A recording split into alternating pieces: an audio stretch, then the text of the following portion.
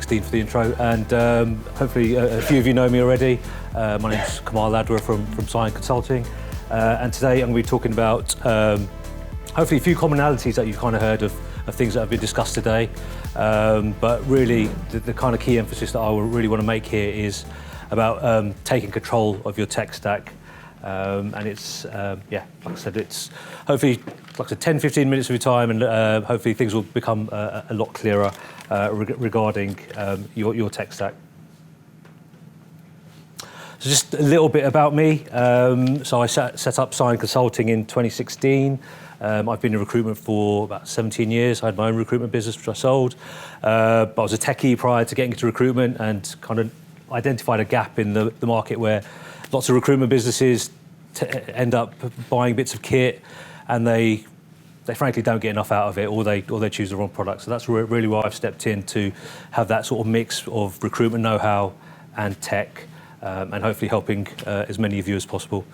I've been working with the RDLC since 2019. I think at the last count I've worked with about 60 or so members on a range of different projects, predominantly CRM migrations, lots of moves to Vincere, but also around kind of optimizing data within CRM, advising people on their tech stack to really where they can really plug in bits of tech to really become more efficient and smarter in their business. And really, the objective of setting up Syun Consulting was really that, to really make recruitment businesses more efficient, productive and smarter through a combination of tech and data. So what I'll be discussing today really is kind of a few points really, and what I'll be actually focusing on is probably we'll talk about automation as part of a tech stack, but probably the most what seems to be the most sought after bit of automation that businesses are looking for, and that's outreach. Seemed to hear it a lot, I think, on the WhatsApp chats this morning. There's something around how to kind of get better at that, and that's where it really, hopefully, like I said, at the end of this chat, you'll be a bit clearer on. So we'll talk about what you need to get started, what possibilities kind of exist, realistic possibilities exist around automated outreach. What do you do once you've got things in place? How do you get a bit more smarter with it, a little bit more advanced? And really then also trying to get pushing messages out there. And then I'll summarise with probably what you guys want to know in terms of what do you need in your tech stack to really do this properly. So in terms of what you really need to get started around any kind of automated outreach really is data. And I really can't emphasise, it needs to be good quality data. Risk of, if you have stale data that you're trying to use that you've purchased from somewhere, it could have lapsed over time or just not been particularly great to begin with. You really risk kind of literally getting the wrong message out to the wrong people, bouncing, as Ben was saying earlier, risking your domain. So these are things that you really need to start thinking about before you really kick off any automated outreach kind of messaging. Obviously, there's a lot of B2B kind of data sources out there. I'm sure many of you are familiar with these products, and you're probably using them already anyway. But some of the popular ones are ZoomInfo, Apollo. I'm a big fan of that one. PitchBook, Crunchbase. But like I said, there's a few more. And like I said, it's good quality data. Obviously, it all comes at different costs. But you really, if you want to go full pelt at kind of automating your outreach, you need good quality data.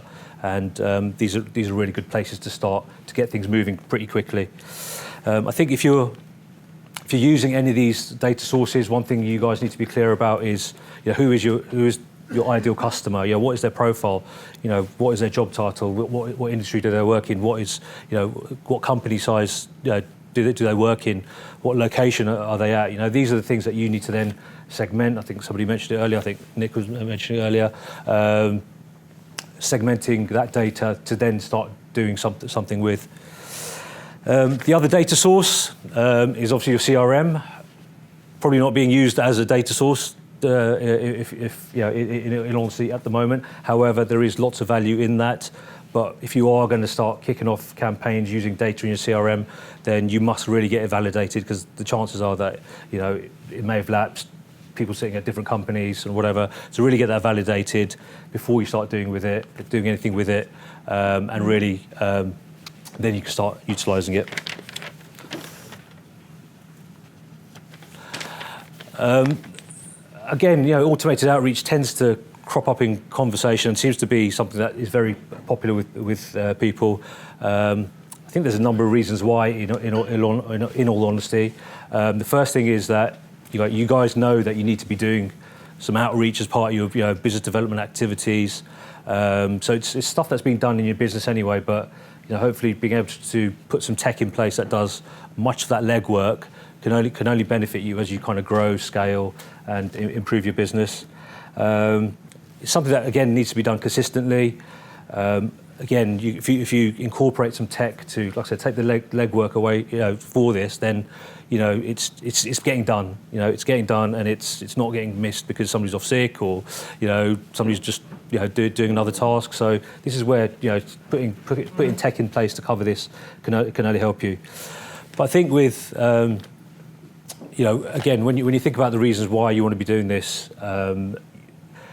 the kind of challenge and the risk that I hear a lot from businesses is, we tried it in the past, it didn't work, or flipping heck, somebody else got the wrong message.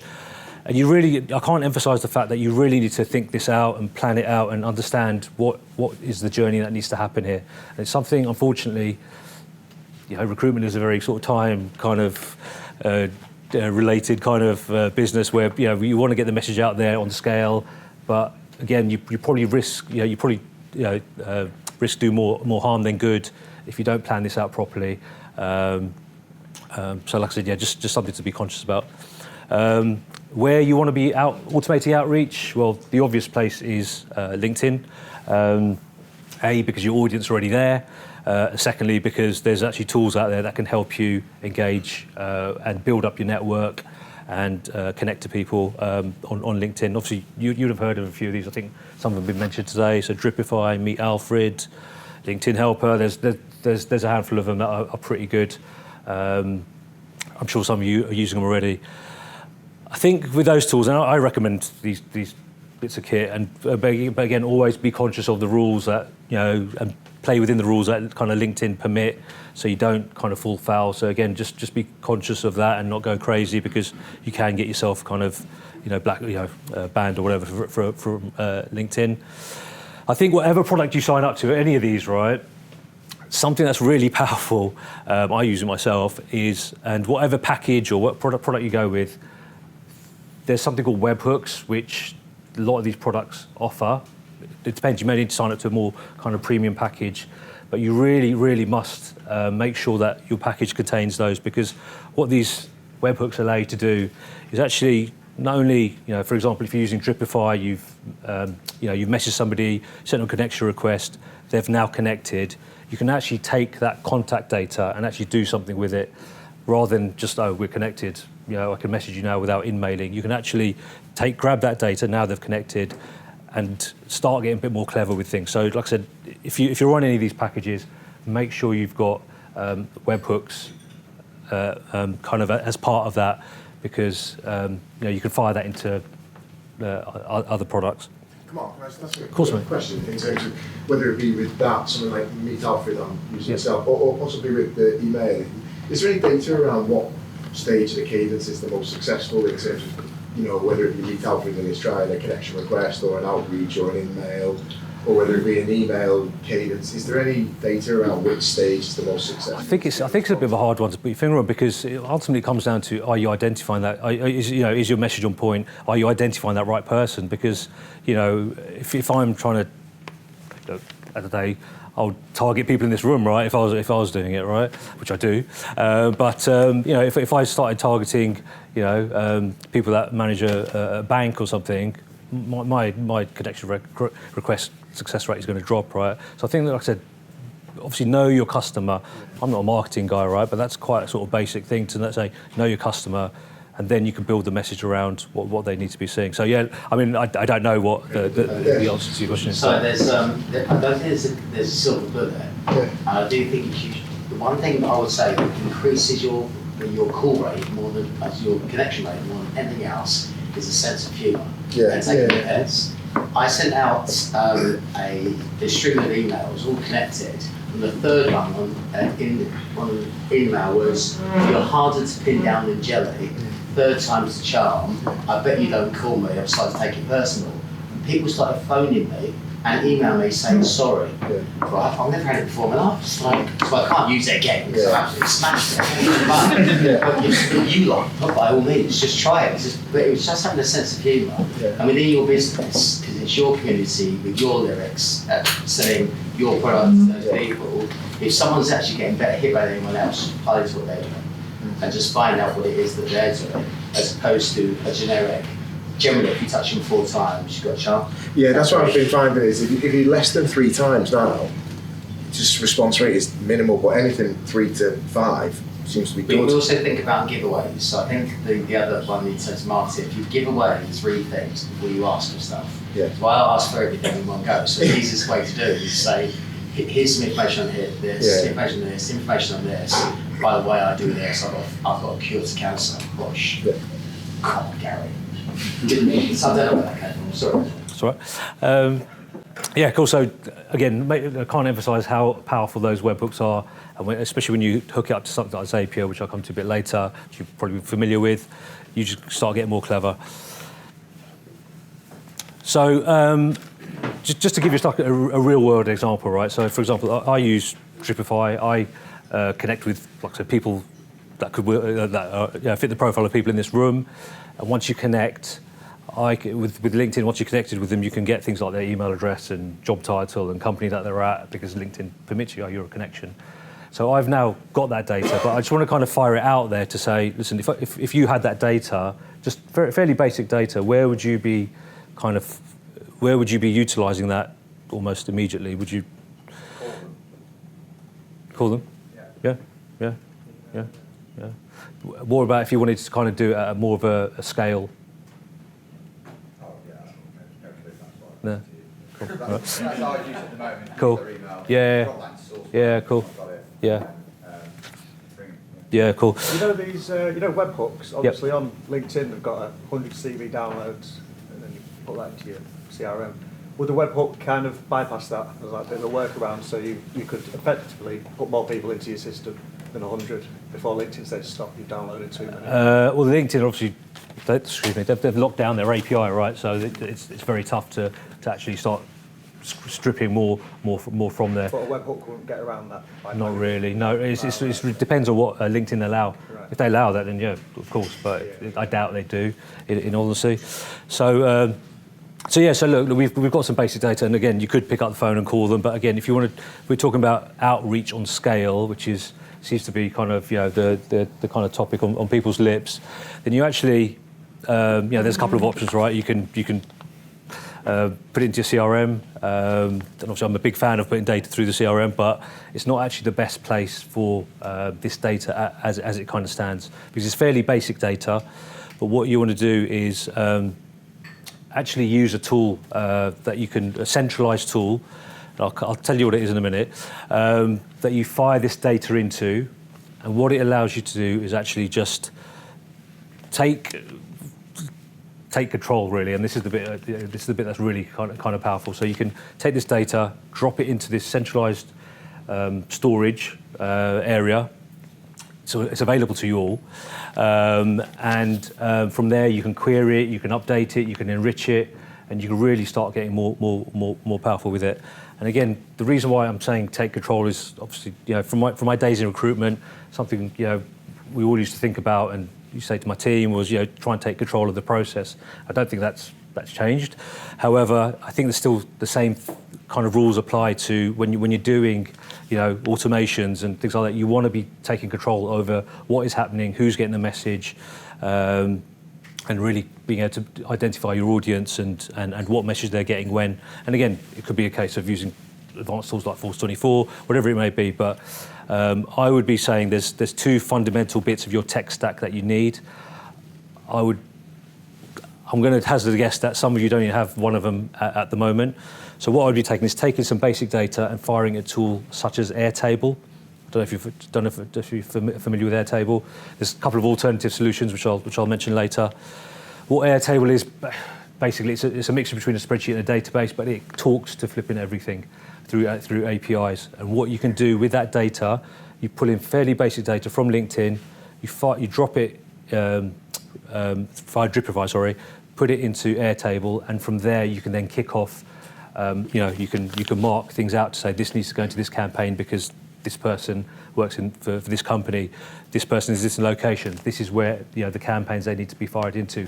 And again, just allows you to take more control over what's happening when it happens, and like I said, just become more powerful and potent with your any outreach that you're going to be doing. So in order to fire it into Airtable, you obviously need something that sits in between. So Zapier is a tool that's very popular, and I'm sure lots of you have heard of it. I know obviously Chris mentioned Mercury shares a platform with Power Automate. Again, you can use that if you so wish as well. But again, it's just about taking that data and putting it somewhere that you can actually do something quite more powerful with. Does that make sense? That bit? Sorry, just about the Airtable. I'm of a school in nature. I thought that data, that's cost me something. I went on my CRM. Yeah, it will be on your CRM. It will be. Just not yet. Because you want to do something you. We're going on a date with Miss World. It will be. Trust me. So look, you've put this contact data, fairly basic contact data, into Airtable or an alternative, and really what you want to be then doing is looking to enrich that data.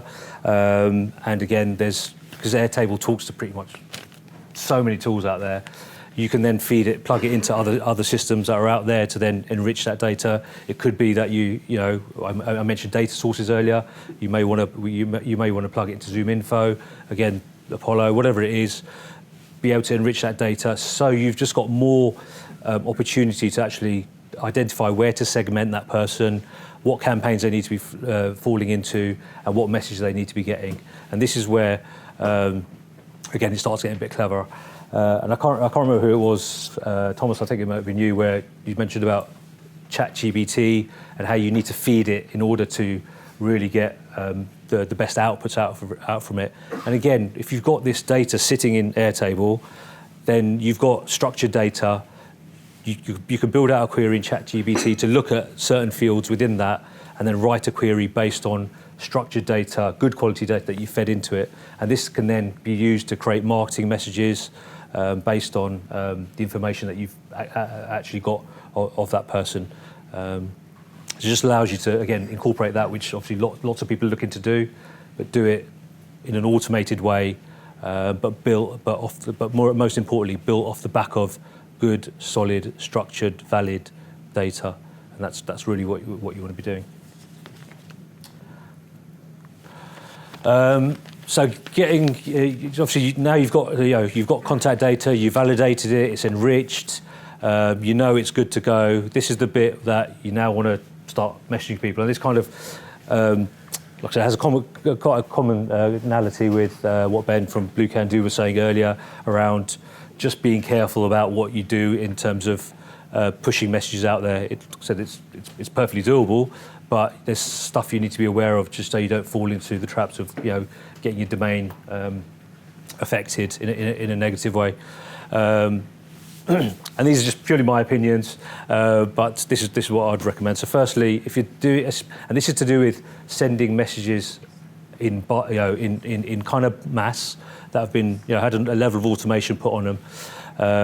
So firstly, to begin with, and this is I can't stress that enough, to begin with, you ultimately want to land in people's inboxes. So you need to keep those emails fairly simple in terms of structure, content, and so actually keep them in plain text to begin with.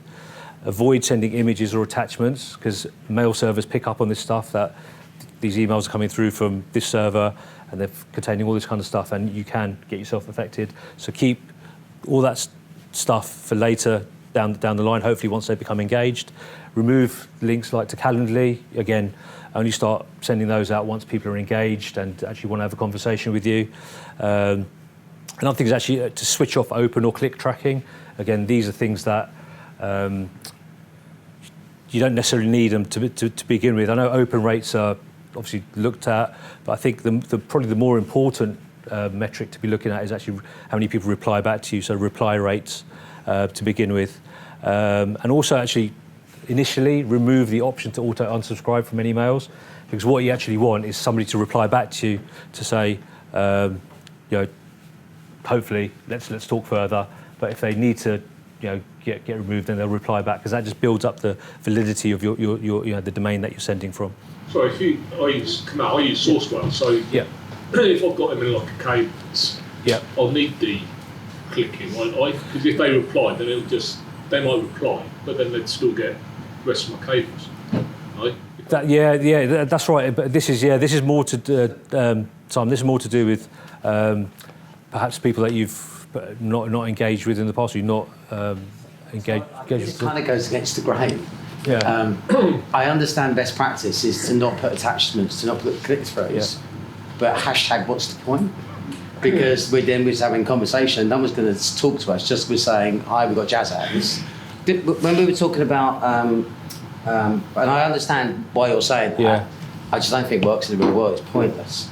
When we're talking about Hamilton Barnes doing 60,000, they're sending CVs, right? These aren't just businesses that haven't gone through a process to get these guys engaged. It's a mix of stuff, yeah. It's a mix of stuff. This is the main cause, right? If you're going to start sending out, you're basically cold emailing people. If you want to guarantee you can miss every single spam filter in the world, then if you want to guarantee every email going to hit inbox, then avoiding all those things, that really, really helps that. But you're not going to make any money. This is where people trip up by putting bad links and putting the tracking stuff in, right? Yeah, exactly. But there's a scale here. Yeah. And that's why I stressed, this is to begin with. This is just those first few messages, just so you can... but they won't engage anyway, because there's no point to engage. So it might be... you won't have the visibility of what they're engaging with. But it's only until they reply, really. But this is to do with, like I said, if you think about doing stuff in scale, this is I've taken this from like best practice of marketers. Brand new data. Yeah, exactly. Yeah. People you've never messaged before, never heard of you. Again, these are. Regardless of the credibility of your domain. So, for instance, we keep talking about Hamilton Barnes. Obviously, they've been around for a while. Yeah. So we were talking about credibility as a domain. I assume that theirs is pretty good.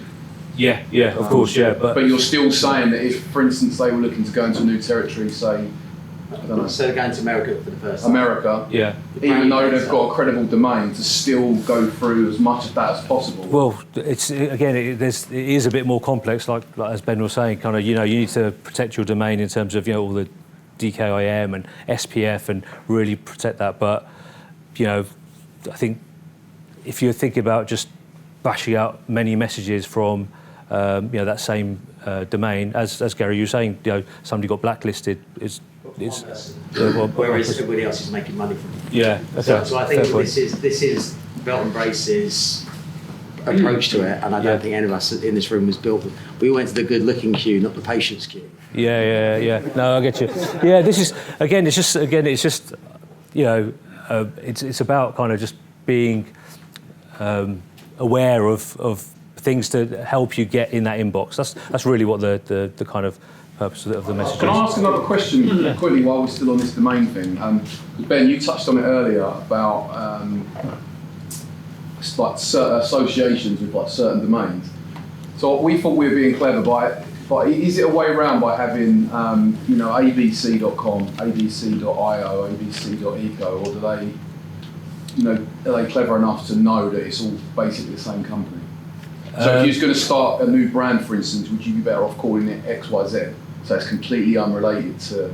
It depends. If you want to get, run a marketing campaign from that mailbox, then, a .io or, .net, .au. So, those are reputable, domains, right? So those are things you can start using. And again, because, coming back to the point where you just want to protect your domain. You're doing that stuff that it's kind of not an unnatural thing, but sending out lots of messages. You just, like I said, things are very clever out there where you just don't want to get hooked for kind of falling foul of these sorts of things. So I think this is where the quality of the message, as long as you're actually sending out something that is really high quality and of interest. Yeah. So that's where you're giving away intel and insights that people haven't thought of before. Yeah. So use Force 24, really rich landing page. That then triggers someone to say, actually, that was all right, or even better, they share it internally. Yeah. That's your dream ticket. Yeah. Well, hopefully, if you can see the success that you're getting with that, and you might start with 1,000, then go to 2,000, then to 3,000. Yeah. I get that because there's some value associated with that process. But me just saying hi. Yeah, no, I get you. And then hopefully, because you'd have followed the steps prior to this, you'd have enriched that data, you'd have used ChatGPT potentially to actually build up a customized message so it doesn't look like it's the same message going out to everybody. So again, you're doing things to actually increase the chances of you ultimately avoiding their spam box or not even hitting that and landing in their inbox. I think this is really valuable. This is really good for IP warming. I agree with Gary. So what we're trying to do is get that engagement, striking that balance. So things what we see as well is that including images is valuable in a journey because it builds up brand equity that plain text might. You send someone a plain text out of nowhere, they've never heard your brand before. Your engagement's down.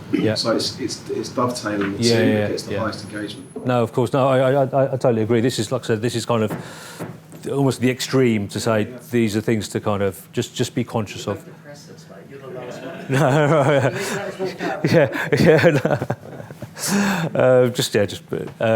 Just smash it. Yeah, and again, look.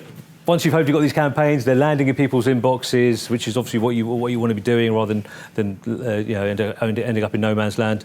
Is you need to manage and measure and monitor what's going on in terms of deliverability, and again, once you hopefully have warmed things up and you're now sending far more complex messages with the links and all the rest of it, there's a tool such as Glock apps where you can measure all this kind of stuff, and again, you may need to tweak things, crank things up, whatever it may be. But again, if you're doing any automations, but especially outreach kind of stuff, make sure you're diligent about staying on top of what's working, what's not working. If it's not working, change it fairly quickly. So yeah, I mean, really, just to summarise, in terms of again, if you're looking at kind of getting an automated outreach campaign at scale, and I think there's probably about six or seven key components required. Again, a data source is going to be really valuable for you, so you can just get good quality data very quickly and then do something with it. Get a LinkedIn automation tool to get that working. Again, many of you are doing that anyway. Zapier is going to sit in your tech stack to talk to multiple things, so get that in place. And again, a solution such as Airtable is really powerful to then drop that data into and then do stuff with. There's also another product which is fairly recent called Clay. I don't know if anybody's heard of it. Super powerful, where it's already got integrations with LinkedIn, ChatGPT, essentially Airtable, but brilliant steroids. Can you tell me what each one of those does? Each one of those. Each part, because I don't really know what most of them do.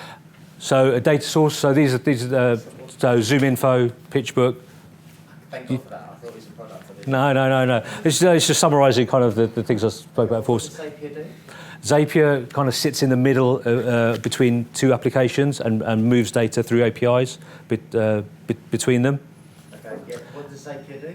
It moves stuff around. It moves data around.